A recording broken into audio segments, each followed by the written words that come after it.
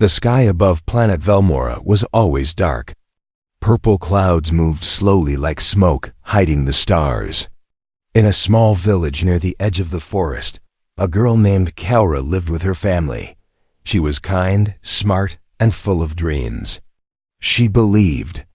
Her parents loved her. She believed her brother would protect her. But she was wrong. Kaura had golden eyes, rare even on her planet. Some said her eyes were a gift from the gods. But others whispered something darker, that her bloodline was cursed. She never believed the rumors. Until that night. It began. When her father came to her room, "Pack your things," he said, not meeting her eyes. Kaura looked confused. "Where are we going?" "No questions, just do it." She packed, quietly, nervously. Her mother didn't say goodbye. Her brother didn't even come out of his room. They walked through the forest under the moonlight. The trees were silent. Kaura held her small bag tight. "Why are we going this way?" She asked again. Her father still didn't answer. After a long walk, they reached an old landing site. A strange ship waited there. Two tall figures stood by it, their faces hidden by metal masks. Kaura stopped walking. Her heart started beating faster. "Who are they?" she asked, her voice shaking. One of the masked men stepped forward. His voice was cold. "Is this the girl?" Her father nodded. "Yes." Kaura froze. "What's happening?" Her father turned to her. For a moment he looked sad. Then he looked away. "I'm sorry, Kaura." Before she could run, the masked men grabbed her. She screamed, "No, father, please." He didn't look back. The ship's doors closed. Kaura's screams were swallowed by the engines. The ship flew into the sky, disappearing into the darkness. Far away, on a human space station near the edge of the galaxy, a man named Elias was fixing an old radio system. He was alone in his workshop, surrounded by wires and machines. Elias was a smuggler, a man who didn't care much about others. He worked for money. He trusted no one. But that night, something strange happened. One of his stolen devices picked up a signal, a weak one, broken, scared. "Please, someone, help." Elias leaned forward. He turned the dials, trying to clear the sound. "My name is Kaura. They took me. I don't know where I am." Then silence. He replayed the message again and again. Who was she? Where was she being taken? And why did her voice stay in his mind? He could have ignored it. He had before. There were always voices like that in the galaxy. Slaves, prisoners, people who were never found. But this time felt different. Inside the slave ship, Kaura sat alone in a small metal room. Her wrists were tied. Her heart was broken. Her family sold her. They didn't love her. They never did. Tears ran down her face, but she stayed silent. No one cared. No one would come for her. But deep inside, something told her to fight. To survive. To believe that someone, somewhere had heard her cry. Back at the station, Elias couldn't sleep. He kept thinking about the girl, about her voice, about the fear in her words. He opened an old database, one used by traitors, bounty hunters, and criminals. He typed the name, Kaura. One file appeared. Just one. Subject, Kaura, female, 19 standard years. Status, sold. Destination, Zircon slave mines. Elias stared at the screen. Zircon. A death place. No one came back from there. He looked at the file again. There was a small image. A girl with golden eyes, looking tired. But not broken. Something in Elias shifted. He closed the file. Picked up his jacket. Loaded his blaster. "This is stupid," he whispered to himself. But he was already moving. In the darkness of space, two fates had just touched. One girl, betrayed by blood.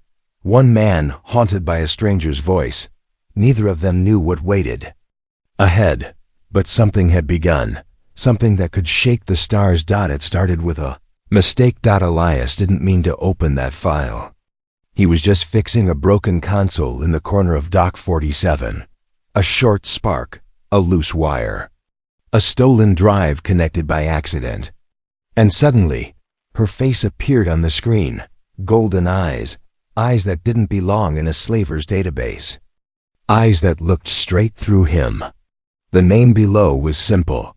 Kale Ray. Elias was not a hero. He smuggled black market tech, ran illegal cargo, and lied to anyone for credits. He didn't care who lived or died. That was someone else's problem, but that face, that voice from the broken transmission last night, it was her. He knew it. He could still hear her. Please.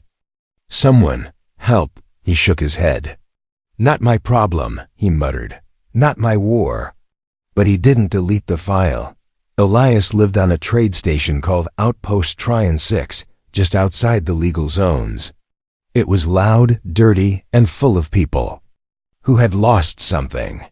He fit in well, but this time he couldn't focus. He kept checking the file. Again and again, Kelra's file was short. Sold to Sector 9. Destination, Zircon Mines.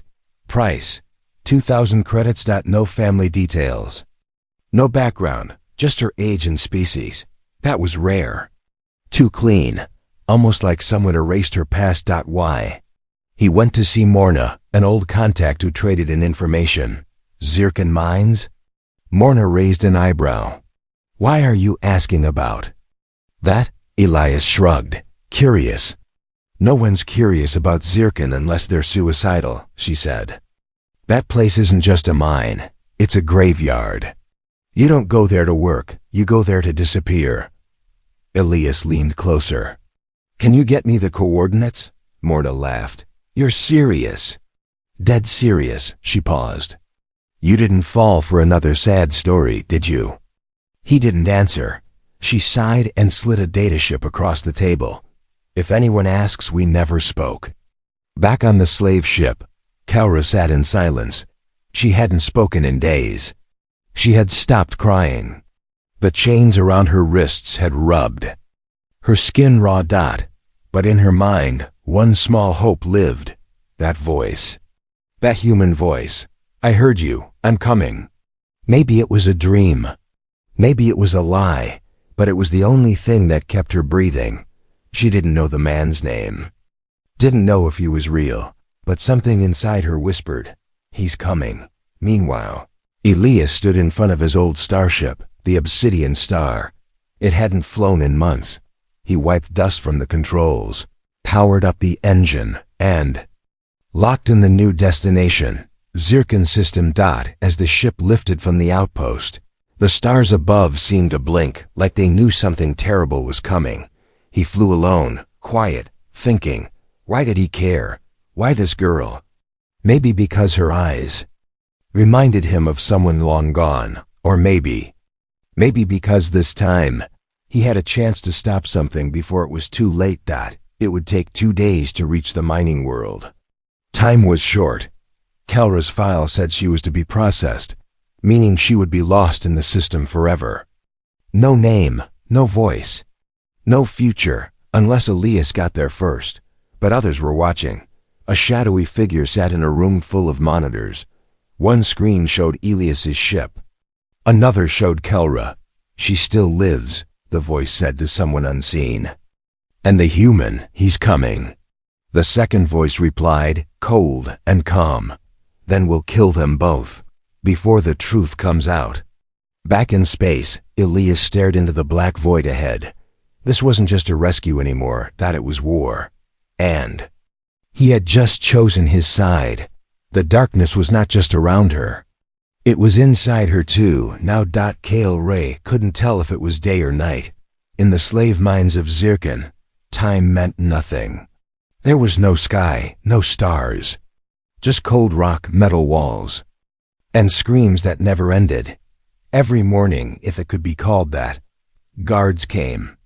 They pulled her from the metal cell, chained her ankles, and dragged her into the tunnels.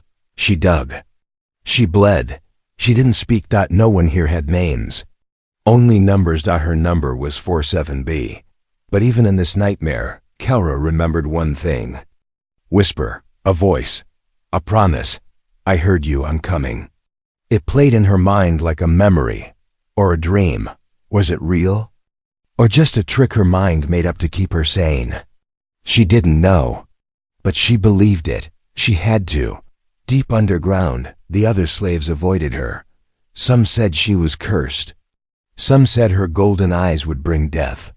They looked away when she passed, but something was watching her, through hidden cameras in the tunnels. In a dark room miles above the mine, a hooded figure stared at the screen.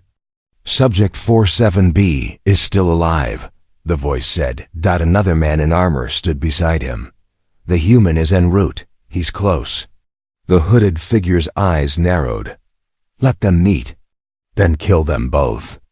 Above the mine, in orbit, Elias arrived. His ship, the Obsidian Star, drifted behind a dead moon. Hidden from radar. Elias stood at the controls, staring at the digital map of the mine. He had one chance. One entry point, no backup. No plan B, and a girl he had never met, depending on him. He looked at her file one more time. No updates, no signs of life. Just that same old image, her face. Tired but not broken. Elias clenched his jaw. Hold on, kid. Back below, Kelra was working when it happened. A tiny sound came from her broken wristcom. The same one she tried to fix 100 times, the one they never noticed. It buzzed, glitched. Then, Kelra, can you hear me? She dropped her tool. Her heart froze. She looked around, guards nearby. No one noticed that the voice came again. This is Elias. I'm here. I'm close. Don't say anything. Just listen. Her eyes filled with tears. It was real. He was real. She pressed her wrist gently to respond. Whispered only one word. Why? In space, Elias heard her soft reply. It cut through static like a knife. He closed his eyes for a moment, because someone should have cared, and no one else did. Kelra couldn't believe it. A human risking everything. For her. In the slave tunnels, such kindness was a myth. Hope was poison. But now it felt like breathing again. At shift change, move left. There's a tunnel behind tunnel 12. I'll guide you. Her fingers trembled, but she nodded. Tonight. It had to be tonight. The guards were growing restless. They noticed her sudden energy. Her eyes were not empty anymore. One of them grabbed her. What are you hiding, 47B?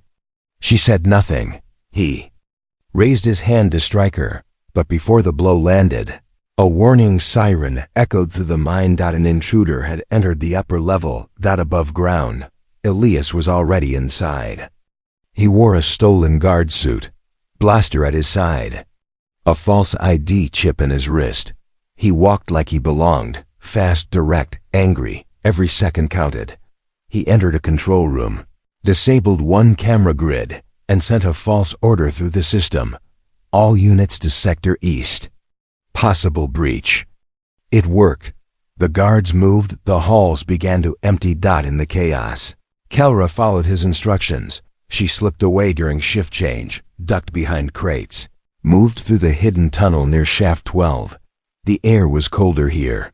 The silence. Deeper. And then she heard it. Boots. Quiet steps. Breathing. A figure came out of the shadows. Helmet off. Human face. Tired eyes. Elias, she whispered. He reached out. Kelra. For a moment, nothing moved. Then alarms screamed. The exit had been discovered. They were not safe. Not yet. As they ran, blasters fired behind them. Sparks flew. Walls shook. Elias pulled her behind a metal door, slammed it shut, and locked it. Both were breathing hard. You okay? He asked. She nodded, tears in her eyes. You came, he smiled faintly. Told you I would. But this was just the beginning. Outside, the guards regrouped. The hooded figure watched from above. Let them run, he said. They'll only lead us to the truth. The plan was simple. Too simple. And simple plans, Elias knew, almost never worked. 12 floors underground, alarms still echoed in them. Tunnels. Elias and Kara ran through the old maintenance shafts, their feet slipping on metal dust and broken cables. Every step was louder than it should have been. Every breath, faster. Every shadow, dangerous. Kara kept looking over her shoulder. They're following us. I know, Elias said, voice tight. That's the plan, she frowned. Running. Into the enemy is your plan? He gave a half smile. It'll make sense, hopefully. 4 hours earlier. Elias stood in the stolen control room, alone, sweating, thinking fast. He had 20 minutes before anyone realized the security feed was looping. No backup, no help. One shot. He opened a secret storage locker hidden in the wall, filled with explosive charges, NB discs, smoke bombs. Smugglers leave surprises everywhere. He muttered. He pulled out 3 small devices and started programming. Plan A. Cause panic. Plan B. Use panic to cover escape. Plan C. Pray. Back to now. Kara and Elias stopped near an old power shaft. A giant fan roared behind a grated wall, spinning fast. Behind there, Elias shouted. That's the vent shaft out. Leads to the waste tunnel. From there my ship. Kara looked at the spinning blades. How do we get through that? We don't, but this does. Elias held up a small disc. He threw it hard. The fan sparked, hissed, and died with a screech. Go! He yelled. She climbed in first. Elias followed. Back at the main station, the hooded figure slammed his fist against the desk. They're heading for the waste tunnel. The guard beside him looked nervous. Should we stop them? No, he said slowly. We'll let them think they're winning. Inside the vent, Elias checked his wrist device. 2 more levels and we're out. But Kara had stopped moving. Her hand rested on the wall. I know this place, she whispered. Elias turned. What? I've never been here before. But I remember it. She closed her eyes. Flashes came, quick, painful. A white room, voices arguing. A symbol on the wall, glowing in gold. Then a face, hers, no. Her mother's, and then darkness. Kara opened her eyes. They erased my memories. Elias said nothing, then gently, let's get you out first, then we figure out why. As they moved again, Kara's mind spun. Why did her family sell her? What were they hiding? What did these people want from her? Something told her this wasn't just about slavery. It was something bigger. Something inside her. Finally, they reached the lower vent room. A rusty gate blocked the way. Elias blasted. It opened. Hold your breath. They dropped into a tunnel full of steam and chemical mist. The smell was awful. Elias pushed a panel open. Outside, cold night air. They were out. In the distance. The obsidian star sat hidden beneath a rocky ridge. Kara stared in awe. You really came for me. Elias smiled. Told you. I'm bad at walking away. They ran toward the ship. Halfway there, a sharp sound. Like a whistle, Elias stopped. Pulled her down. Then, boom. The ground behind them exploded. Dust flew into the sky. Soldiers appeared from the shadows, surrounding them in seconds. Move. Elias grabbed her hand and sprinted. Blaster fire lit the darkness. Elias fired back, hitting 2. A third charged. Kara spun, kicked him hard. He fell. They reached the ship. Elias opened the hatch, shoved her inside. He turned to shoot again, but something hit him, a sharp sting in his shoulder. He groaned, falling against the door. Blood. Pain. Kara pulled him in and shut the hatch. Fly, he gasped. She dragged him to the cockpit, eyes wide, panicking. I don't know how. You do, he whispered. Trust yourself. Kara stared at the controls. Suddenly, her hands moved. Naturally. Familiar. The ship responded. Engines roared. Elias looked at her, barely conscious. You've done this before? Kalra's voice shook. I think I was meant to. As the ship lifted into the night sky, Kalra glanced back. The guards were still shooting. But they were too late. The obsidian star disappeared into the star's dot inside. Elias passed out. Kalra sat beside him, holding a bandage to his wound. Eyes burning. He had risked everything for her, and now she would find out why. In the command center, the hooded figure turned to the shadows.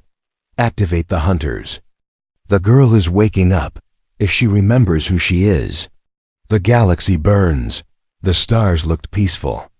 But inside the ship, blood was everywhere. Kalra pressed a cloth to Elias's shoulder. He was still breathing, but fading fast. The blast had burned deep. His eyes flickered open. You fly like a soldier, he whispered. I don't remember being one, she said, voice shaking. Elias gave a faint smile, then passed out again. Kalra stared at him. He had saved her. Fought for her. Gotten shot for her. Why?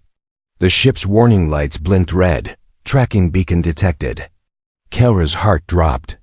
They were being followed. She rushed to the cockpit. Screens flashed. 3 ships. Approaching. Fast. She gripped the controls. Think.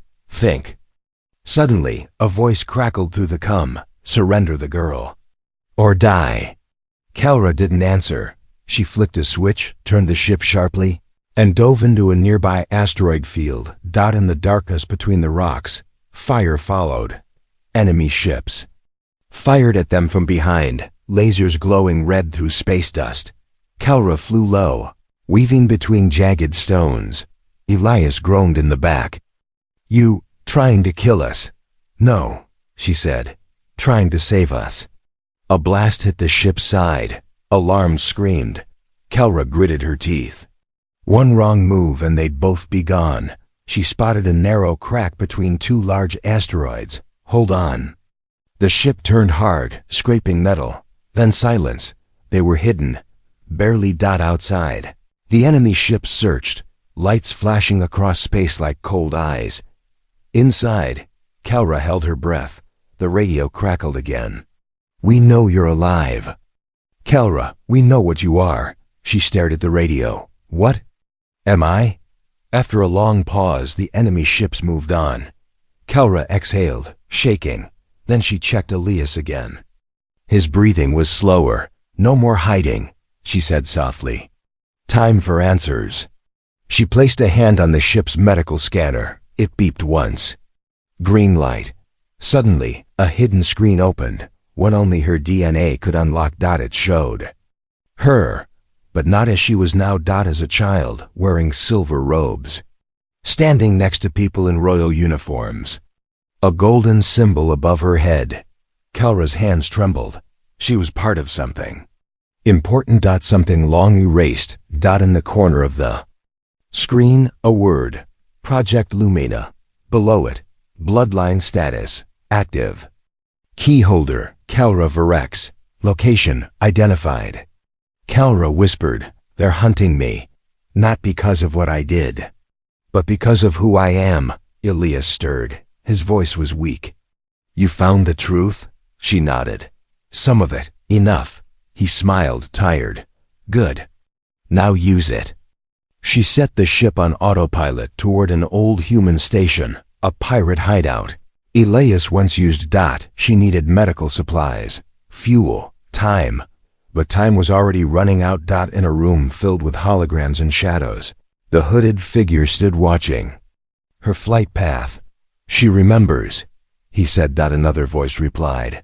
What if she unlocks the core? Then she becomes what we feared. And hope dies. As the ship approached the station, Kalra prepared for landing. But she knew it wasn't over. This wasn't escape. This was the start of something much bigger. A war not for freedom, but for truth. And she wasn't running anymore. She dreamed of stars. But they weren't in the sky. They were inside her, spinning, burning. Kalra woke up on the cold floor of the ship. The hum of the engines. The scent of metal. A soft beeping near Elias's medical bed. The nightmare faded, but the feeling stayed, like something inside her had shifted. She looked at Elias. His face was pale. He hadn't spoken in hours, but he was alive. Still fighting, so she would fight too. Outside, the ship drifted near an abandoned orbital station, once used by smugglers, now forgotten by most. Kara had landed here hours ago to rest and patch up the ship. But now she stood alone on the bridge, staring at something new. A golden symbol glowing faintly on the screen. The same one from her unlocked file. It pulsed slowly, like a heartbeat. She pressed it. The lights dimmed. A hologram lit up. A voice, female, calm, clear, spoken in old language, but somehow Kara understood every word. Welcome, Kara Virex, last of the royal line. You were hidden. Now you are found. She froze. Her last name. Virex. She had never heard it before. But something inside her said, yes, that's mine. You are the last holder of the Celesta Code, the voice continued. Your memory was sealed, your power locked, your blood carries the key. Kara shook her head slowly. What power? What key? The hologram showed a planet. Beautiful, glowing blue, but surrounded by warships. This was your home. Then, another image, fire, screams, a child being carried away. Your family tried to protect you, but the others, they wanted your blood to stay buried. They feared what you might become. Kara's hands curled into fists. She thought. Her family sold her for money. Now she saw the truth. They sold her to keep a secret. To erase her. Footsteps behind her. Elias. He stood in the doorway, leaning against the wall, still weak but awake. You saw it, he said quietly. She nodded. I don't understand all of it, but I think I was never meant to survive. Elias limped closer. That's what makes you dangerous. Kara turned to him. Why did you come for me? He looked away for a moment, then back. I once knew someone. Long ago, she had eyes like yours. She believed in something bigger than survival. She died trying to protect a child. He paused. I don't know if that child was you, but I couldn't ignore it. The room went quiet. Then Kara whispered, you think I meant to do something? I think, Elias said, you already started doing it. Suddenly, the station lights flickered. A sound like metal cracking. Kara turned to the window. Dark. Shapes moved outside. Not ships. Hunters. Silent. Fast. In black armor. They had found her. Elias grabbed his blaster. We can't fight here. Too exposed. Kara ran to the controls. I'll fly. Elias chuckled weakly. I was hoping you'd say that. The ship detached from the station, but the hunters were already closing in. Kara pushed the engines hard. The ship shook. Warning lights screamed. Lasers fired. A hit. Elias fell, grabbing the wall. She spun the ship toward the nearby asteroid belt. Again. Inside the chaos, a strange energy pulsed in her chest.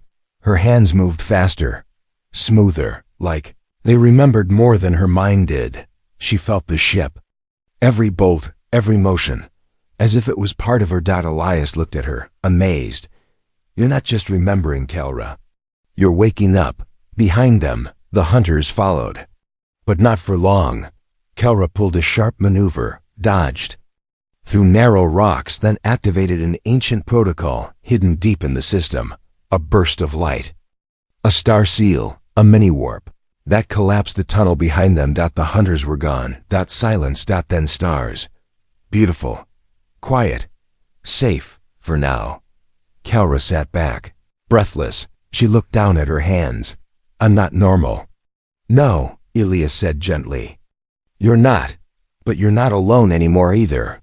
Far away, in a hidden base, the hooded figure stared at the last signal from her ship. She's stronger than expected. Another voice answered. She's becoming who she was meant to be. The hooded man stepped into the light, his face scarred. He smiled faintly. Then it's time. Send the fleet. The stars were silent, as if the galaxy was holding its breath. Kelra stood at the edge of the bridge, watching them dot so many stars. So much space. She used to feel small. Now she felt dangerous. Inside her, something had awakened, not just memories, but something deeper. A pulse. A fire. A purpose. She could feel the pieces falling into place. Her name, her blood, her past, and now her war. Elias sat nearby, still recovering. His arm in a sling, but his eyes sharp. You've changed, he said. Kelra nodded. I remember now. My real name is Kalra Virex. My family ruled the Celestian sector before the Empire erased them. Elias raised an eyebrow. Royalty? She smiled faintly. Only on paper.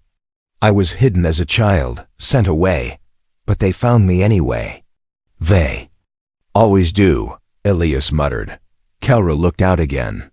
They didn't just want to kill me. They wanted to bury the truth. She opened the secret file one last time. A final key had unlocked. A hologram appeared, a man in golden armor. Her. Father, if you're seeing this, Kelra, then you survived. That means there's still hope.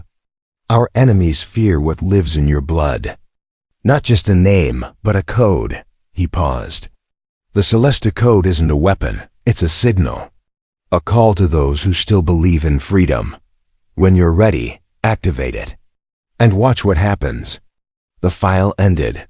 Kelra stood silent. Then she turned to Elias. I think it's time. She walked to the ship's core panel, placed her hand on the golden seal. The ship shook gently. Lights shifted color. The stars outside flickered, and then a soft hum spread through the galaxy. The signal was sent. Far across space, hidden ships lit up. Old outposts, long silent, powered on pilots, refugees, ex-soldiers, and rebels. Received the same words. The last heir lives. The truth has returned. And across every screen, her face, Kalra Virex, back in the command center of the enemy fleet. The hooded figure watched with fury. She activated it. She's uniting the lost systems, a voice said. The hooded man removed his mask. His face was scarred, burned, but his eyes were cold and sharp. She's forcing a war. No, he said. She's answering one. Within hours, the enemy fleet moved. Thousands of ships. One purpose. Destroy Kalra Virex before the truth spreads too far. On her ship, Kelra watched the incoming signal. Elias whistled low. That's a lot of trouble coming this way. Kelra's hands didn't shake. Then we face it. Elias leaned forward. You're outnumbered. She looked at him. We're not alone anymore. One by one, friendly ships appeared around them. Small, rusty, fast. Some were old pirate crafts. Others, resistance fighters. A few carried banners Kelra remembered from her childhood. She stood at the front of the command screen as they came. Into formation. A girl once sold into slavery. Now. Leading an army. The battle began. Lasers lit the void. The two fleets collided in silence. Only sound inside the ships. Kelra flew like a ghost. Fast, precise. Her instincts perfect. Elias manned the guns, laughing through pain. Now this feels like a cause. Enemy ships surrounded them. Kelra called out to the fleet. Do not let them silence us. Not again, not ever. Across channels, voices replied. For the lost, for the truth, for Kalra Virex. Explosions bloomed like deadly stars. Debris floated past broken ships. And through it all, Kelra kept going. One goal, reach the enemy flagship, where the hooded man waited. She broke through the shield wall, docked violently onto the flagship's spine. Alone. Elias tried to follow. She stopped him. This is something I have to end.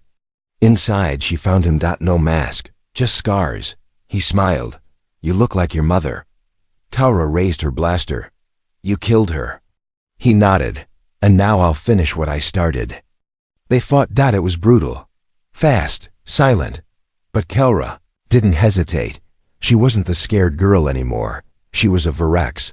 She won that as the flagship exploded behind her. She flew back into her ship, bruised, changed that the war wasn't over. But something far more powerful had begun. A revolution. Back on the bridge, Elias looked at her and smiled. Not bad for a royal fugitive. Kelra looked out at the stars. They tried to erase me. She turned to him. Now I'll write my name across every sky.